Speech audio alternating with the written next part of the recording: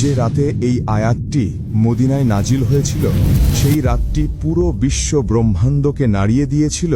এটি ছিল কোরআনের সর্বশ্রেষ্ঠ আয়াত, আয়াতুল কুরসি। আল্লাহু লা ইলাহা ইল্লা হুয়াল হাইয়ুল কাইয়্যুম। এই আয়াতের ভেতরে এমন সব রহস্য ছিল যা শয়তান ও জিন উভয়কেই সত্য স্বীকার করতে বাধ্য করেছিল।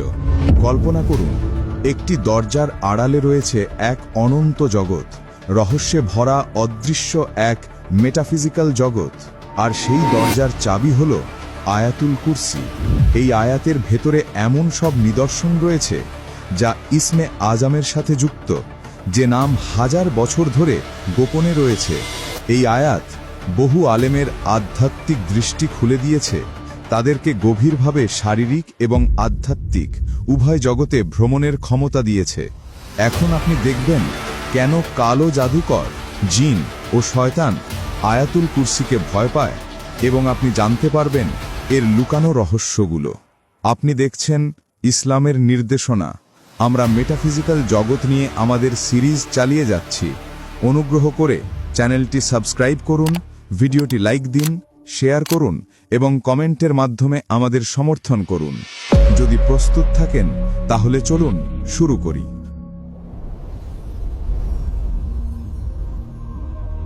আয়াতুল কুরসি হল সূরা আল বাকারার 255 নম্বর আয়াত এবং এতে মোট 9টি বাক্য রয়েছে। একটি সহিহ হাদিসে রাসূলুল্লাহ সাল্লাল্লাহু আলাইহি ওয়াসাল্লাম বলেছেন, এই আয়াতের ভেতরেই রয়েছে ইসমে আজম, আল্লাহর সর্বশ্রেষ্ঠ নাম। এই কারণে অনেক ইসলামী বিদ্বান বলেন যে যদি কেউ আয়াতুল কুরসি টানা 40 দিন ধরে 1000 বার পড়ে, তবে তার সামনে রহস্যের দরজা এবং অর্থের জগৎ খুলে যায়।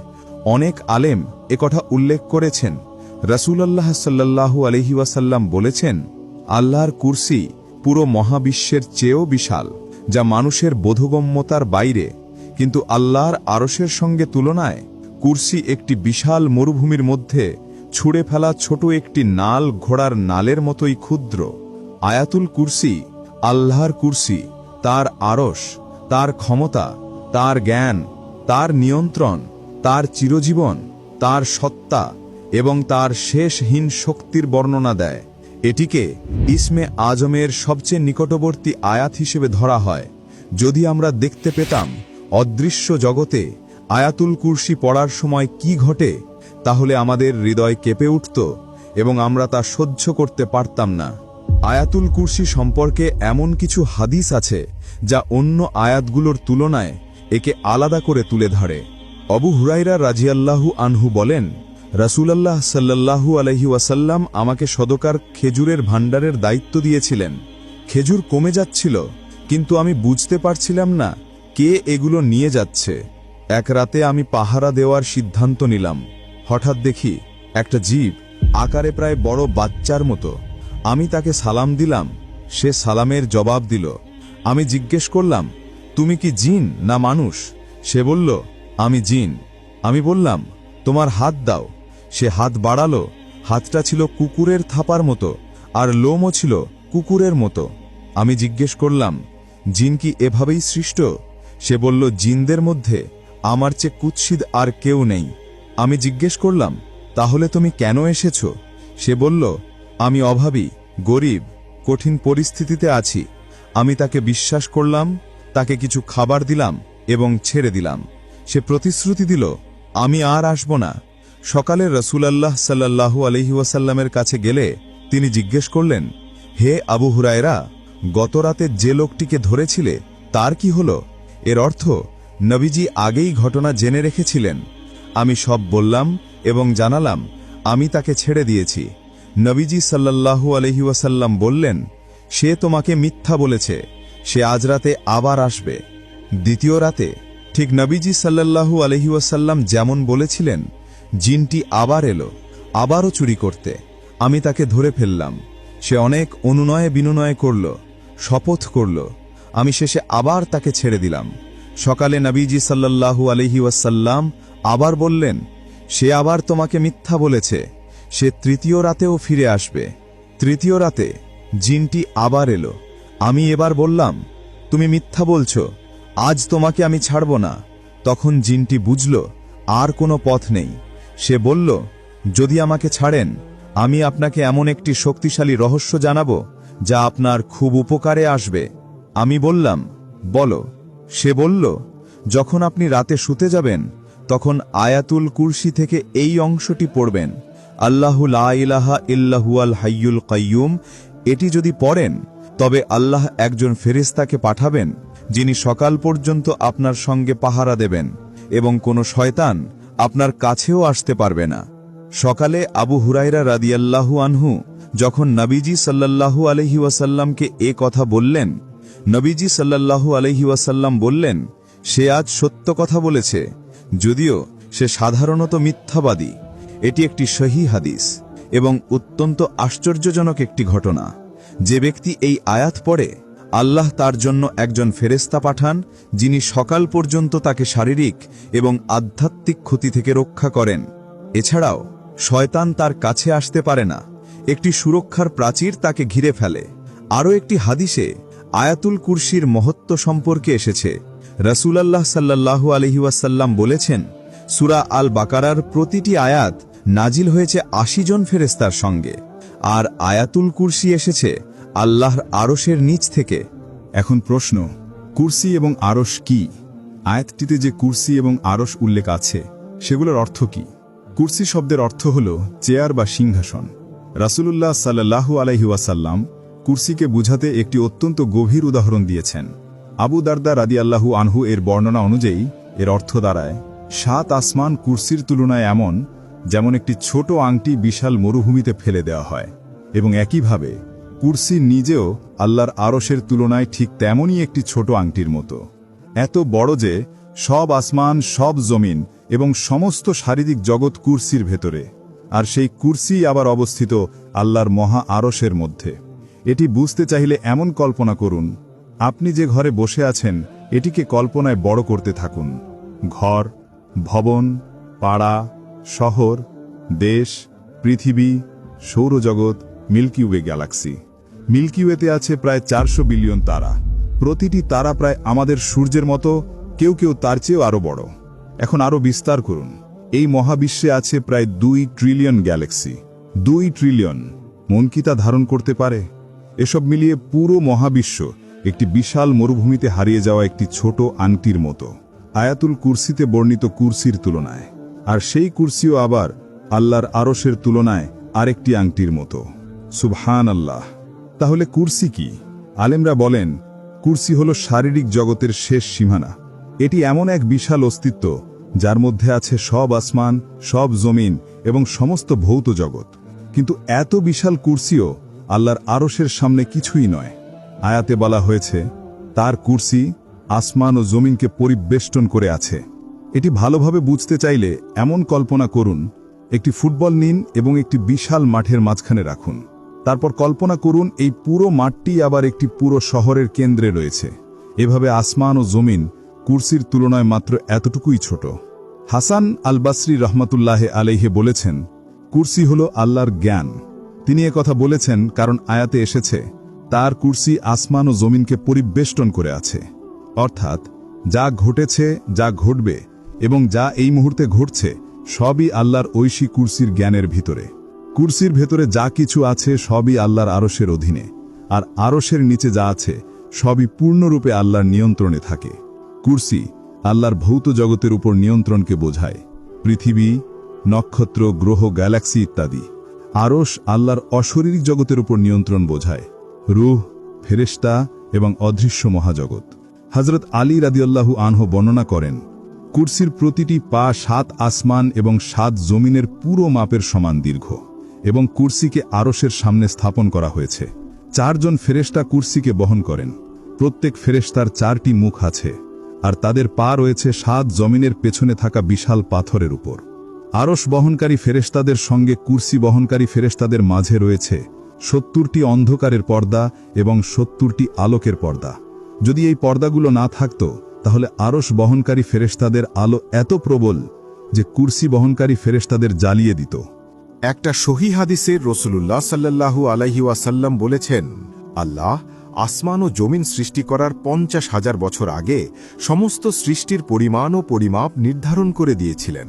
সে সময় আল্লাহর আরশ ছিল পানির ওপরে।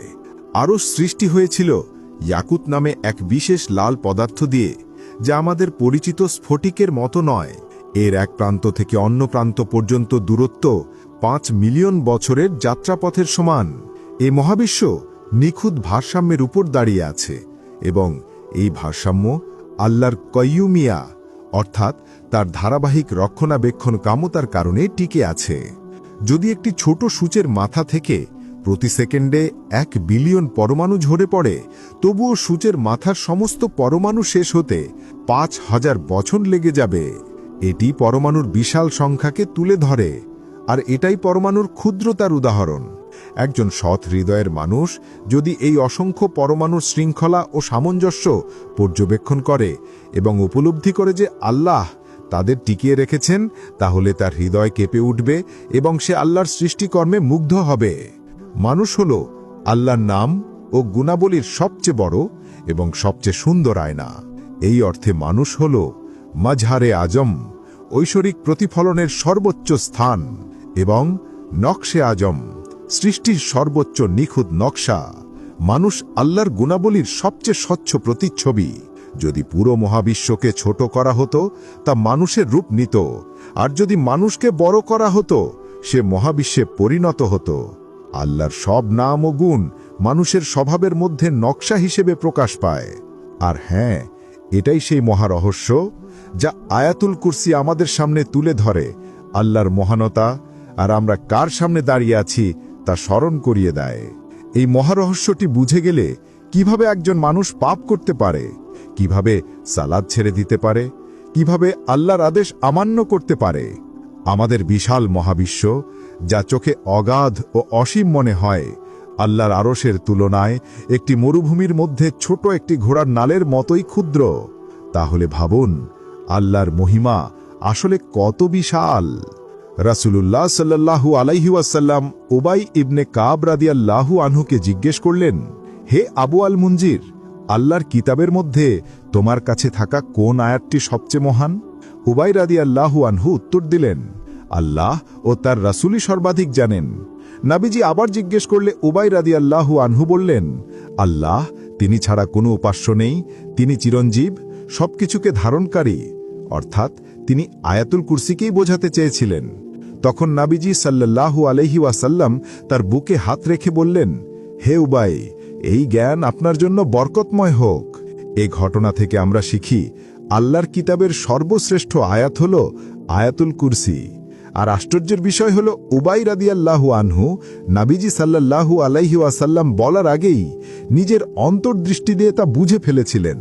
এর মানে এই আয়াতের ভেতর এমন এক অনন্য শক্তি ও মাহাত্ম্য আছে যা মানুষের অন্তরে বিশেষ আলো জ্বালিয়ে দেয়। এমন আরেকটি আয়াত খুঁজে পাওয়া সত্যিই কঠিন। আরেকটি হাদিসে ইমাম নাসাই আবু উমামা রাদিয়াল্লাহু আনহু এর সূত্রে বর্ণনা করেন, রাসূলুল্লাহ সাল্লাল্লাহু আলাইহি ওয়াসাল্লাম বলেছেন, যে ব্যক্তি প্রত্যেক ফরজ নামাজের পরে আয়াতুল কুরসি পড়ে, তার জান্নাতে প্রবেশে কেউ বাধা হতে পারবে না, শুধুমাত্র মৃত্যু ছাড়া। অর্থাৎ আয়াতুল কুরসি একজন মুমিনের জন্য জান্নাতের দরজা পর্যন্ত পৌঁছে দেওয়ার মতো একটি মহান সুরক্ষা, রহমত ও বারকাত। এর অর্থ হল, যখন একজন মানুষ মারা যায়, তার কবরের জীবন আর কিয়ামতের হিসাব শেষে আল্লাহ তাকে জান্নাতে প্রবেশের অনুমতি দেবেন।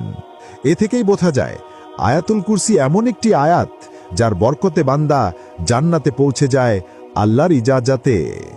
কিন্তু প্রশ্ন হল, আয়াতুল কুরসি কিভাবে অন্য আয়াতের চেয়ে শ্রেষ্ঠ? কোরআনের সব আয়াতই আল্লাহর, সবই সত্য, সবই হেদায়েত। এই আয়াতের বিশেষত্ব হল এটি শুরু থেকে শেষ পর্যন্ত শুধুমাত্র আল্লাহকে বর্ণনা করে। এটি আল্লাহর গুণাবলী, তার সত্তা এবং কেমন রব তিনি তা ব্যাখ্যা করে। এটাই তাওহীদের মূল সারমর্ম। এবং আমরা খুব শিগগির দেখব এই আয়াতের ভেতরেই লুকানো আছে ইসামে আজম, আল্লাহর সর্বশ্রেষ্ঠ নাম। এখন প্রশ্ন, কিভাবে আয়াতুল কুরসি পড়লে হৃদয় আধ্যাত্মিক দৃষ্টি পেতে শুরু করে? আত্মার দিকে অগ্রসর হওয়া, দেহ ও বস্তুগত দুনিয়া থেকে দূরে সরে অর্থের জগতে প্রবেশ করার প্রথম ধাপ হল আয়াতটি বোঝা। এজন্য আমাদের প্রথমে আয়াতুল কুরসির তাফসীরের দিকে তাকাতে হবে। চলুন বাক্য ধরে ধরে দেখি আমাদের প্রতিপালক কি বলছেন। প্রথম শব্দ আল্লাহু, সমস্ত নামের মধ্যে সর্বোচ্চ ও সর্বমহান নাম। এই আল্লাহ একটা পরমাণু সৃষ্টি করতে যতটা সহজে পারেন, একটা গ্যালাক্সি সৃষ্টি করাও তার কাছে ততটাই সহজ। একটা পিঁপড়ে সৃষ্টি করা একটা হাতি সৃষ্টি করার মতোই সহজ। তার শক্তি অসীম, তার জ্ঞান অসীম, তার রহমত অসীম। তিনি শুধু বলেন হও, আর তা হয়ে যায়। লা ইলাহা ইল্লাহু, তিনি ছাড়া কোনো উপাস্য নেই। এটি আমাদের কি শেখায়? এটি মিথ্যা সব উপাস্যকে অস্বীকার করে। মূর্তি, টাকা, পদমর্যাদা, খ্যাতি, অহংকার সব কিছুকে, অর্থাৎ ভয়, ভালোবাসা, ইবাদত, প্রার্থনা এসবের একমাত্র অধিকারী আল্লাহ। যে এটি সত্যিকারে বুঝে ফেলে সে আর কাউকে ভয় করে না, না বস, না শত্রু, না কোনো ক্ষমতাকে। মানুষ যা কিছু পায় সবই সাময়িক এবং আল্লাহর দেওয়া। সত্যিকারের শক্তি শুধু আল্লাহর।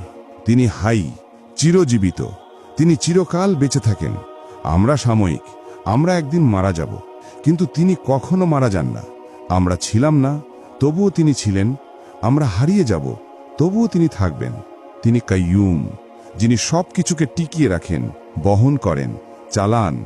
এই মুহূর্তে আপনি যে শ্বাস নিচ্ছেন, কেন তা পাচ্ছেন? আল্লাহ দিচ্ছেন। আপনার হার্ট ধুক ধুক করছে, কে তা চালাচ্ছে? আল্লাহ। পৃথিবী ঘুরছে, কে ঘোরাচ্ছে? আল্লাহ। আল্লাহ যদি 1 সেকেন্ডের জন্য সাস্টেইনিং বন্ধ করে দিতেন, তাহলে পুরো মহাবিশ্ব ভেঙে পড়ত, সব ধ্বংস হয়ে যেত।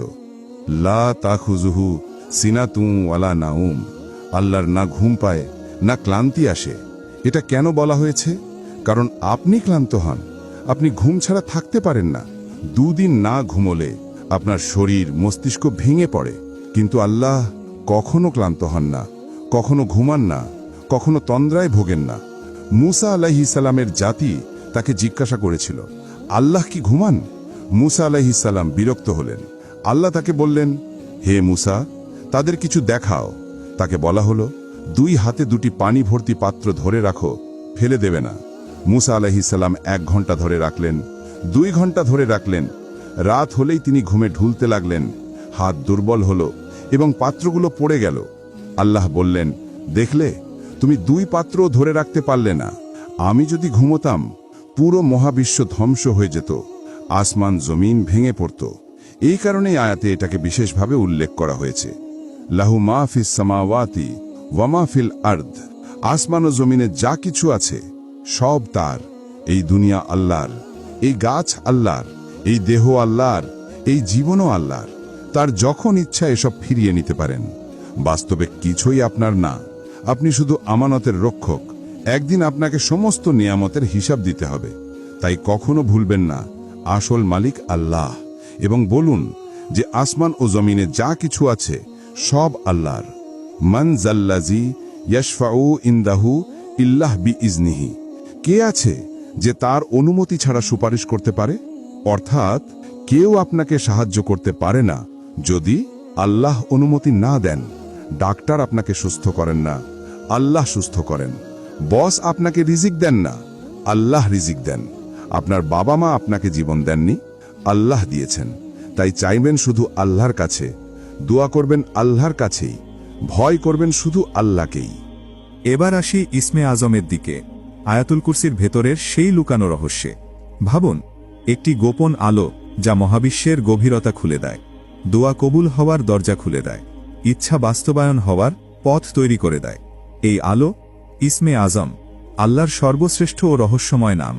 যেমন লাইলাতুল কদর রমজানের ভিতরে লুকানো, এই নামটিও তেমনি লুকানো তার গুরুত্বের কারণে। এই রহস্য এমন এক নামের সঙ্গে যুক্ত যা আসমান জমিন কাঁপিয়ে দেয় এবং সরাসরি আল্লাহর শক্তির সাথে সম্পর্কিত। এর শক্তি এত গভীর যে একজন মানুষের জীবন, দুনিয়া ও আখেরাত 2 জগতেই বদলে যেতে পারে। ইসমে আজম এমন এক মহান রহস্য যা ইসলামী আলেম ও আউলিয়ার দ্বারা স্বীকৃত। এই নামটি পরিচিত আল্লাহর সর্বোচ্চ নাম হিসাবে। এ নামে রয়েছে আল্লাহর অসীম ক্ষমতা ও রহমতের প্রতিফলন।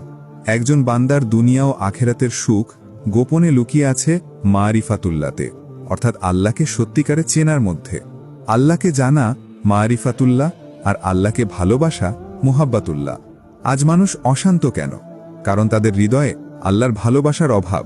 যত বেশি মানুষ আল্লাহকে চেনে মারিফাতুল্লাহ, তত বেশি তাদের হৃদয়ে আল্লাহর প্রতি ভালোবাসা জন্মায় মাহাব্বাতুল্লাহ। আর যখন তারা বুঝতে পারে আল্লাহ তাদের কত ভালোবাসেন, তখন তাদের হৃদয়ে ভালোবাসা আরও গভীর হয়। এভাবেই মুহাব্বাতুল্লাহ তৈরি হয়। আমাদের প্রতিপালককে সর্বোচ্চভাবে জানার শ্রেষ্ঠ পথ হল ইসমে আজমকে জানা। এটাই আল্লাহকে জানা ও ভালোবাসার সর্বোচ্চ শিখর। দুনিয়া ও আখেরাতের সুখের গোপন সূত্র লুকিয়ে আছে ইসমে আজম এবং আল্লাহর প্রতি ভালোবাসায়। স্রষ্টার ভালোবাসা অনুভব করা এবং তাকে ভালোবাসা, এটাই এই মহাবিশ্ব ও সব জগতের উদ্দেশ্য। শত শত বছর ধরে আলেম ও রুহানিয়াত অনুসন্ধানীরা এই বিষয়টি নিয়ে চিন্তা করেছেন, আর করবেই না কেন? কারণ এই দুনিয়া, আখেরাত ও সব জগৎ সৃষ্টি হওয়ার মূল কারণ হচ্ছে আল্লাহকে জানা ও ভালোবাসা। কিছু আলেম বলেন ইসমে আজম আল্লাহর ৯৯টি সুন্দর নামের একটি বা একাধিকও হতে পারে, কিন্তু কোনটি এটি স্পষ্টভাবে প্রকাশ করা হয়নি। এই অনিশ্চয়তাই ইসমে আজমের রহস্য ও আধ্যাত্মিক মূল্য বাড়িয়ে দেয়। কারণ মূল্যবান জিনিস সবসময় লুকানো থাকে, যেমন লাইলাতুল কদর রমজানের মধ্যে লুকানো হিকমতের কারণে। ইসমে আজম কেবল কিছু শব্দ নয়। ইবন আরবির মতো মহান সুফি আলেমরা বলেন এই নামের ভেতর আল্লাহর নামগুলোর সবচেয়ে গভীর অর্থ লুকানো। এই গভীরতা শুধু জ্ঞান দিয়ে নয়, একটি পবিত্র ও আন্তরিক হৃদয় দিয়েই বোঝা যায়। ইসমে আজমকে জানা মানে শুধু নাম জানা নয়, সেই নামের অর্থ অনুযায়ী জীবনযাপন করা। এই কারণে ইসমে আজমকে একটি ঐশী রহস্যের চাবি হিসেবে দেখা হয়। ইসলামী আলেমরা চেষ্টা করেছেন বুঝতে কেন এই নাম এত বড় রহস্য। ইবনে আরবির মতে এই নাম মানুষের আল্লাহর সাথে সংযোগকে শক্তিশালী করে। তাই ইসমে আজম শুধু একটি চাবি নয়, বরং হৃদয়ের গভীরে লুকানো একটি অত্যন্ত মূল্যবান রত্ন। অনেক ইসলামী আলেম বলেন সাধারণ মানুষের জন্য ইসমে আজম জানা কঠিন, কিন্তু অসম্ভব নয়। এটি জানতে পারেন নবী, ওয়ালি, আলেম এবং আল্লাহর প্রিয় বান্দারা। ইসমে আজম দিয়ে করা দোয়া কবুল হয়, ইচ্ছা পূর্ণ হয়। যে ব্যক্তি এই নাম জানেন তিনি অসাধারণ কাজও করতে পারেন। উদাহরণ হিসাবে সূরা নামলে বলা হয়েছে সুলাইমান আলাইহিসসালামের দরবারে যে ব্যক্তি কিতাবের জ্ঞান রাখতেন তিনি বিলকিসের সিংহাসন চোখের পলকে এনে ফেলেছিলেন ইসমে আজমের সাহায্যে। কিন্তু আজও আলেমদের মতভেদ আছে আল্লাহর কোন নামটি প্রকৃত ইসমে আজম। আবু হানিফা রাহমাতুল্লাহ আলাইহি বলেছেন ইসমে আজম কুরআনের কিছু নির্দিষ্ট আয়াতের মধ্যে লুকানো। আয়াতুল কুরসি ও সূরা ফাতিহার গভীর অর্থে এই নামের প্রভাব দেখা যায়। আবু হানিফার মতে এই লুকানো রহস্য আসলে পুরো কুরআনের সারাংশ। ইসমে আজমের হিকমতে পৌঁছানোর জন্য মানুষকে কুরআনের আয়াতগুলোর গভীর অর্থ বুঝতে হবে, কিন্তু শুধু পড়লেই হবে না। এটির জন্য প্রয়োজন গভীর চিন্তা এবং মনের পরিশুদ্ধতা। ইবনে আরবির মতে ইসমে আজম কোনো নির্দিষ্ট শব্দ নয়, এটি এমন এক বাস্তবতা যা মানুষের আধ্যাত্মিক স্তর এবং আল্লাহর তাজাল্লির ওপর নির্ভর করে ভিন্নভাবে প্রকাশিত হয়। তিনি বলেন আল্লাহর প্রতিটি নাম সৃষ্টির সামনে এক একটি মুখ, কিন্তু ইসমুল আজম এই সব মুখের ঊর্ধ্বে থাকা মূল সত্তা। কোনো মানুষ যখন তার রবের সবচেয়ে নিকটে পৌঁছালে এই নাম তার সামনে প্রকাশ পায়, এবং এই নাম দিয়ে করা দোয়া মানুষের মনোভাব এবং আন্তরিকতার উপর ভিত্তি করে আকার ধারণ করে। ইমাম গজ্জালী রাহমাতুল্লাহ আলাইহি বলেন ইসমে আজম হল দোয়া কবুল হওয়ার সবচেয়ে শক্তিশালী নাম। কিন্তু শুধু এই নাম মুখে বললেই হবে না, মানুষকে তার নফসকে পরিশুদ্ধ করতে হবে এবং আল্লাহর কাছে সম্পূর্ণ সমর্পিত হতে হবে। গজ্জালী বলেন যদি কেউ ইসমে আজম শিখতে চায় তবে তাকে প্রথমে নিজের অন্তরকে পরিষ্কার করতে হবে, কারণ এই নামের প্রতিধ্বনি শুধু একটি পবিত্র হৃদয়ে ধ্বনিত হয়। তার রচনাগুলোতে তিনি বলেন মানুষ যখন আল্লাহর সবচেয়ে কাছে থাকে সেই মুহূর্তে ইসমে আজম একটি আলোর মতো প্রকাশিত হয়। ইসমে আজম এত গুরুত্বপূর্ণ কেন? কারণ আল্লাহর সৌন্দর্যগুলো উপলব্ধি না করলে তাকে সত্যিকারে জানা বা ভালোবাসা সম্ভব নয়। ইসমে আজম আমাদেরকে আল্লাহকে সর্বোত্তমভাবে জানতে সাহায্য করে, আর সেখান থেকেই জন্ম নেয় মারিফাতুল্লাহ, অর্থাৎ আল্লাহকে জানা। তারপর আসে মাহাব্বাতুল্লাহ, আল্লাহকে ভালোবাসা। যখন এই মাহাব্বাতুল্লাহ হৃদয়ে প্রবেশ করে একজন মানুষের পুরো জীবন বদলে যায়। কেন? কারণ যখন কেউ প্রথমবার উপলব্ধি করে আল্লাহ তাকে কত ভালোবাসেন, তখন তার হৃদয় কেঁপে ওঠে, চোখে পানি আসে এবং ভাবতে থাকে, যাকে আমি ভালোবাসি আমাকে তার সন্তুষ্টি অর্জন করতেই হবে। মারিফাত ছাড়া ইবাদত শুধু অভ্যাসের মতো লাগে। মারিফাত ছাড়া নেক আমল শুধু সওয়াব ও জান্নাতের আশায় করা হয়।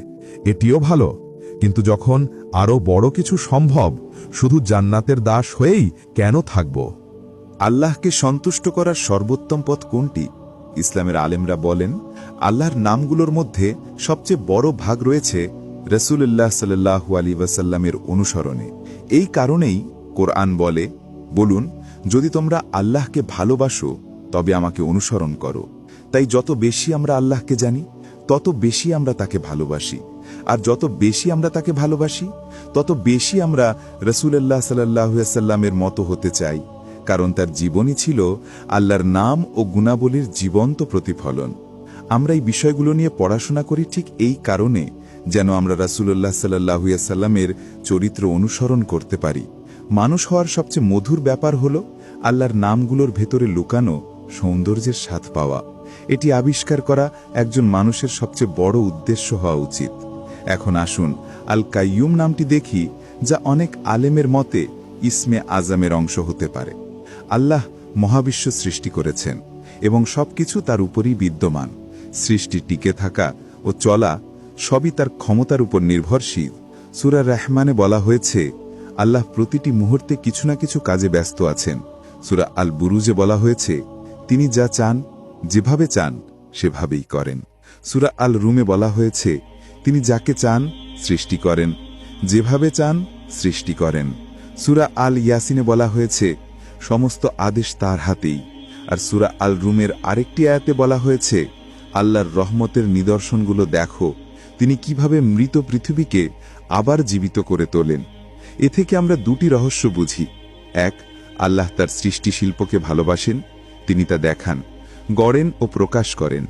দুই, আল্লাহ ভালোবাসেন সেই মানুষদের যারা তার সৃষ্টি চিনে নেয় এবং সেই কারণে তাকে ভালোবাসে। কাইয়ুমিয়াতের রহস্য মহাবিশ্বের রহস্যের সাথে যুক্ত। মহাবিশ্ব পাঠ করা মানে আল্লাহকে কর্মরত অবস্থায় দেখা, অর্থাৎ তিনি প্রতিটি মুহূর্তে সৃষ্টি করছেন, গড়ছেন, শিক্ষা দিচ্ছেন ও পরিচালনা করছেন। আল্লাহর এই নামগুলো সত্যিকারে বুঝতে হলে মানুষকে মহাবিশ্বের দিকে তাকাতে হবে, কারণ পুরো মহাবিশ্ব আল্লাহর নামের রঙে রঙিন।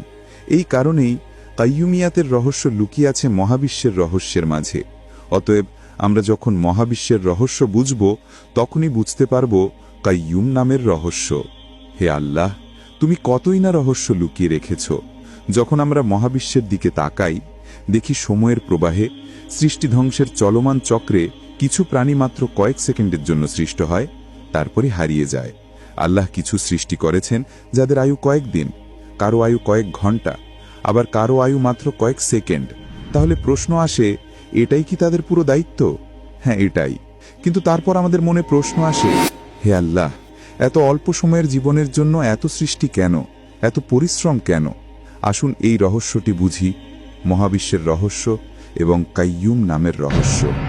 মহাবিশ্বে সকল সৃষ্টির যে অসাধারণ যাত্রা ও আন্দোলন, তা এমন নিখুঁত ভারসাম্য, পরিমিতি ও হিকমতের সাথে পরিচালিত হয় যে অসংখ্য প্রাণী আসছে ও যাচ্ছে, তবুও ভারসাম্য কখনো নষ্ট হয় না। সারা মহাবিশ্বের দিকে তাকান, কিছু প্রাণী অন্য প্রাণীকে খায়, কিন্তু তবুও ভারসাম্য নষ্ট হয় না। মহাবিশ্ব তার সম্পূর্ণ সুষম অবস্থায় চলতে থাকে। উদাহরণ হিসেবে আপনি জানেন কি, একটি মাছির একবার ডিম ছাড়ায় কত বংশধর হতে পারে?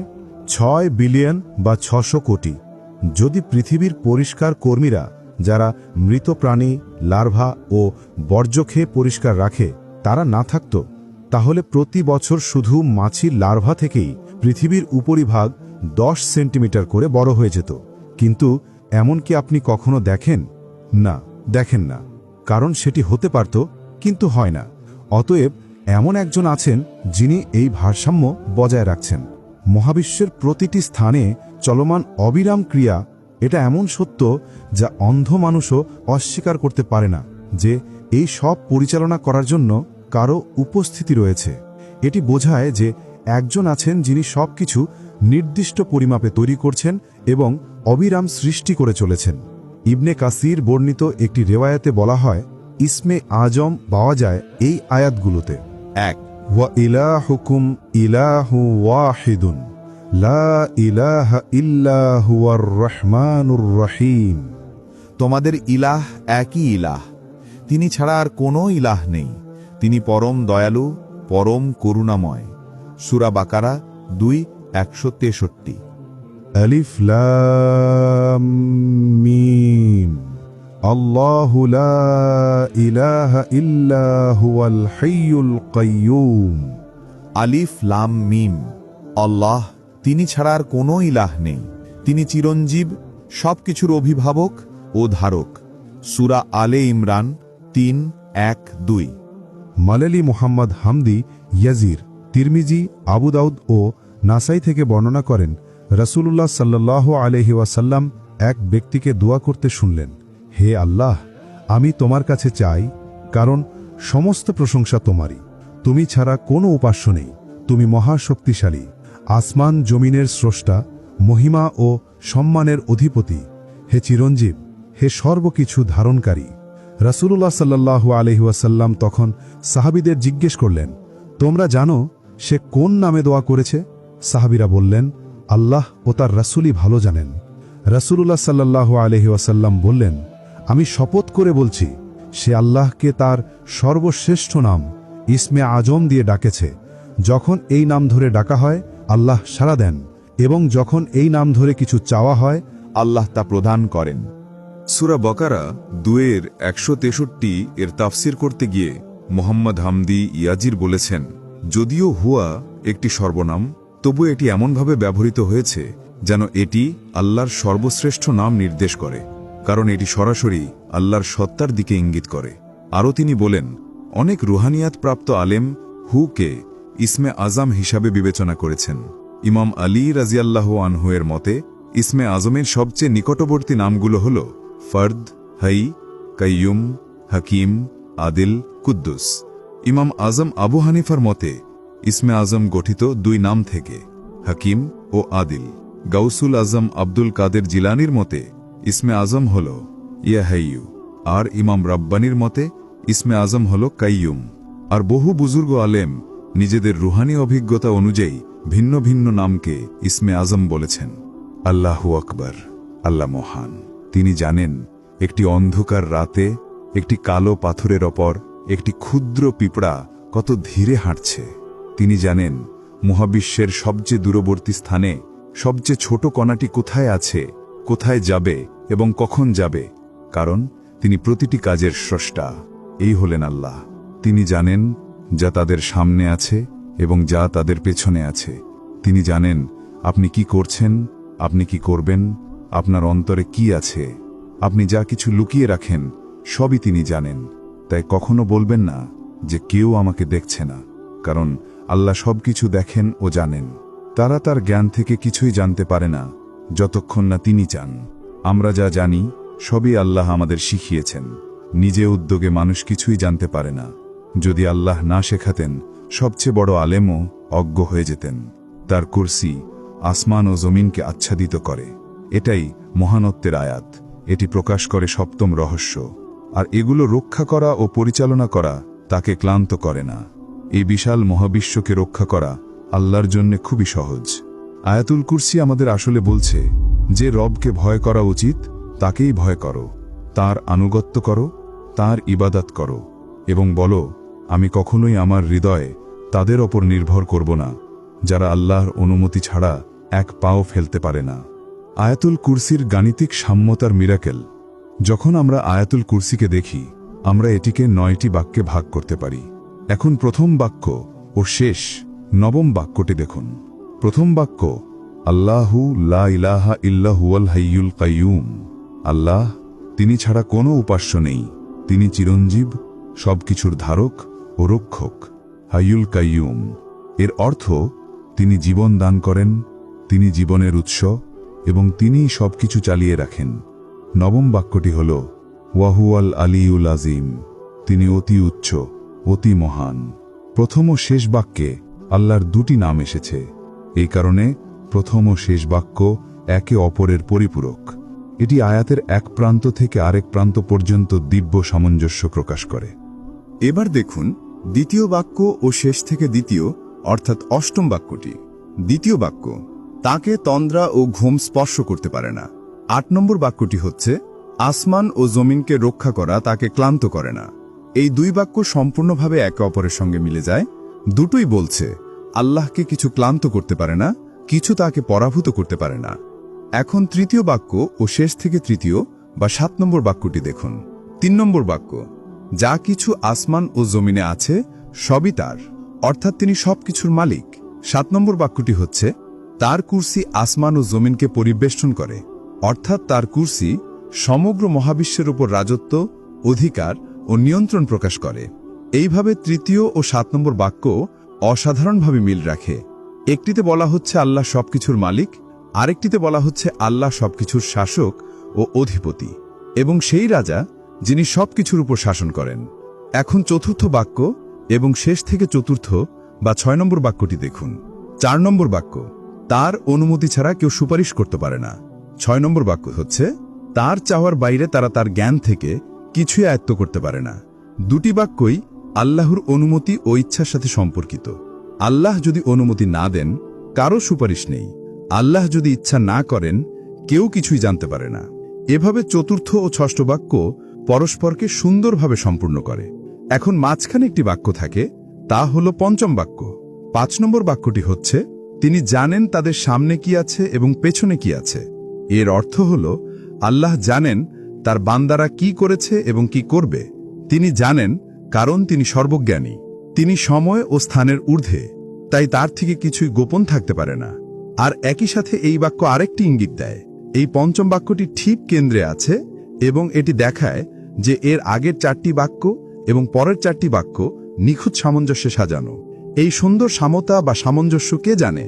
আল্লাহ, কারণ তিনি এটি সৃষ্টি করেছেন। তিনি যেহেতু জানেন, তাই তিনি এই আকারে পূর্ণ জ্ঞানের সাথে আমাদের সাথে কথা বলেছেন। কে এমনভাবে কথা বলতে পারে? বন্ধুরা, কে এমন সৌন্দর্য, বাকপটুতা এবং নিখুঁত সামঞ্জস্য সৃষ্টি করতে পারে? আর কোনো গ্রন্থে এমন পাওয়া যায়? যখন আমরা পুরো সূরা আল বাকারা দেখি, তখন দেখি এটিও 9টি প্রধান বিষয় বিভক্ত এবং এই 9টি বিষয়ও পরস্পরের সঙ্গে 1 থেকে 9, 2 থেকে 8, 3 থেকে 7, 4 থেকে 6 হিসেবে সামঞ্জস্যপূর্ণ। ঠিক আয়াতুল কুরসির সিমেট্রির মতো এটি আরেকটি চমৎকার অলৌকিক সামঞ্জস্য। সূরা ইউসুফেও অনুরূপ কিছু দেখা যায়। এটি কোরআনের 12তম সূরা। নবী ইউসুফ আলাইসাল্লাম ছিলেন 12 ভাইয়ের একজন।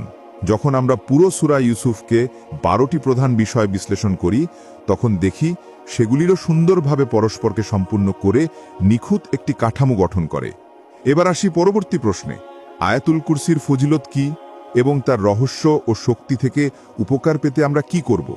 ইসলামী আলেমরা পরামর্শ দিয়েছেন, বন্ধুরা, আয়াতুল কুরসি একটি কাগজে লিখুন অথবা ইন্টারনেট থেকে প্রিন্ট করুন, তারপর সেটি আপনার দরজায় বা ঘরের দৃষ্টিগোচর স্থানে ঝুলিয়ে রাখুন। প্রতিদিন আয়াতুল কুরসির দিকে তাকান, পড়ুন আর অর্থ নিয়ে চিন্তা করুন। আপনি দেখবেন আপনার ঘরে যে বরকত, শান্তি ও প্রশান্তি প্রবেশ করবে তা ভিন্ন মাত্রার হবে। ভ্রমণে বের হওয়ার সময় বা বাইরে যাওয়ার আগে 7 বার পড়া সুন্নাহ হিসেবে বলা হয়েছে। এই আয়াতকে আয়াতুল কুরসি বলা হয় কারণ এতে আল্লাহর কুরসি উল্লেখ আছে। গভীর অর্থ ও বিশেষ গুণাবলীর কারণে এটি বরাবরই বিশেষ মনোযোগ পেয়েছে। অনেক উৎসে বলা হয়েছে সুরক্ষা, দোয়া কবুল, রোগ মুক্তি ইত্যাদির জন্য এটি পড়া উত্তম। কোরআনের কিছু আয়াতে ইসমে আজমের প্রভাব থাকে বলে বলা হয় এবং সেই আয়াতগুলো দোয়া কবুলের ক্ষেত্রে বিশেষ ভূমিকা রাখে। তার মধ্যে একটি আয়াত আয়াতুল কুরসির মধ্যেই রয়েছে। এই বরকতময় আয়াতগুলো পড়া যায় আল্লাহর সন্তুষ্টির জন্য, দুনিয়া ও আখেরাতের কল্যাণের জন্য, দুশ্চিন্তা থেকে মুক্তির জন্য, শয়তান এবং সব ধরনের অশুভ থেকে বাঁচার জন্য, জালেম ও শত্রুর হাত থেকে সুরক্ষার জন্য, ঋণ মুক্তির জন্য, হালাল রিজিকের জন্য, কোনো গুরুত্বপূর্ণ কাজে সফলতার জন্য। এই আয়াত হল আয়াতুল কুরসির প্রথম বাক্য। আল্লাহু লা ইলাহা ইল্লা হুয়াল হাইয়ুল কাইয়ুম। আল্লাহ, তিনি ছাড়া কোনো উপাস্য নেই, তিনি চিরঞ্জীব, সর্বধারক। আজ আমরা আয়াতুল কুরসির অর্থ, জ্ঞান, রহস্য ও গভীরতা ব্যাখ্যা করেছি। আল্লাহ আমাদের সবাইকে আয়াতুল কুরসির সমুদ্রের গভীরে প্রবেশ করার তাওফিক দিন। বিশ্বাস করুন, যদি আপনি আয়াতুল কুরসি এই অর্থকে হৃদয়ে রেখে পড়েন, তাহলে ধীরে ধীরে আপনার জন্য রহস্যের দরজা খুলবে, মর্মজগতের দরজা খুলবে, শান্তির দরজা খুলবে, দুনিয়া ও আখিরাতের বরকতের দরজা খুলবে এবং আপনার হৃদয়ের বন্ধ চোখ খুলে যাবে। এবং যদি আপনি এখনও আমাদের চ্যানেলে সাবস্ক্রাইব না করে থাকেন, তাহলে সাবস্ক্রাইব করতে ভুলবেন না। ভিডিওটি লাইক ও শেয়ার করুন, আপনার বন্ধুদের পাঠান। আল্লাহ আপনাদের সবাইকে হেফাজত করুন। আমাদের চ্যানেলে আমরা 160-এরও বেশি ইসলামিক গল্প, ইসলামিক জীবন গঠন, কুরআনের উপকারী তাৎপর্য, নবীদের কাহিনী আর তাদের উম্মতদের ইতিহাস অ্যানিমেশনের মাধ্যমে তুলে ধরি। সেই সময়গুলো কেমন ছিল, তারা কি কি পরীক্ষার মুখোমুখি হয়েছিল।